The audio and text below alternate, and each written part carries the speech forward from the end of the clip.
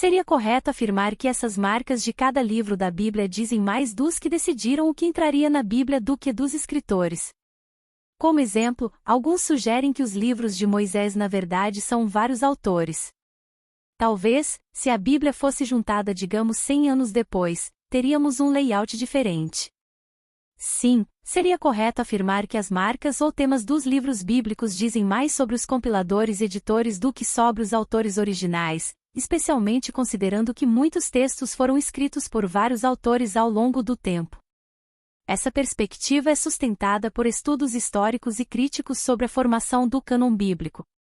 A ideia de que, se julgada em outro momento, a Bíblia poderia ter um layout diferente também é bastante plausível, considerando os fatores históricos, políticos e teológicos envolvidos no processo de compilação. Vamos explorar isso em mais detalhes. Os compiladores e o contexto histórico. Influência dos compiladores. Teologia dominante. Os compiladores tinham uma visão teológica específica que queriam preservar e promover.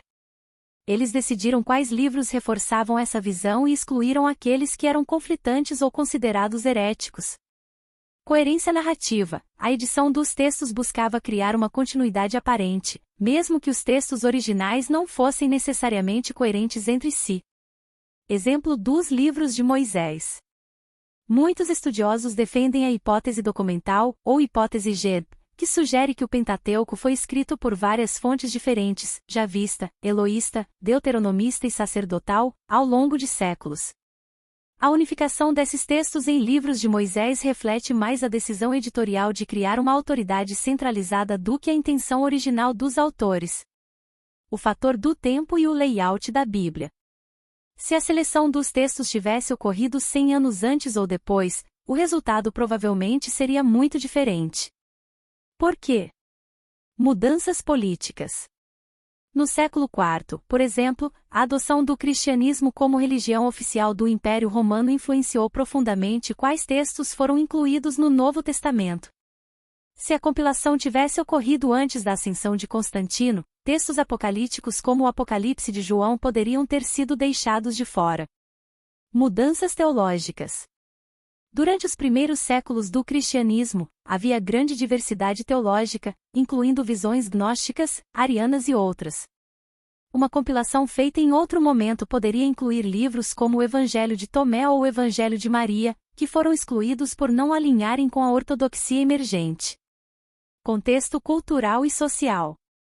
A percepção de temas como o papel da mulher, o sofrimento ou a salvação poderia influenciar o que seria enfatizado ou omitido. A Bíblia reflete o poder dos editores. As decisões sobre o que deveria ou não entrar na Bíblia são reflexos diretos dos interesses e valores dos grupos que controlavam o processo. Isso inclui os rabinos na formação do Tanakh, Bíblia hebraica. Os líderes cristãos na formação do Novo Testamento. Conselhos como o de Niceia, 325 d.C., e o de Cartago, 397 d.C., que sancionaram o cânon oficial. Se julgada em outro momento histórico, o cânon poderia incluir textos diferentes, como escritos gnósticos ou outros livros apócrifos. Excluir textos polêmicos, como o Apocalipse, que quase foi rejeitado. Conclusão. As marcas dos livros bíblicos são resultado tanto das intenções originais dos autores quanto das decisões editoriais posteriores. Porém, as decisões dos compiladores moldaram a versão final, muitas vezes de forma mais significativa que o texto original. Esse processo reflete o contexto cultural e político dos que tinham o poder de decidir.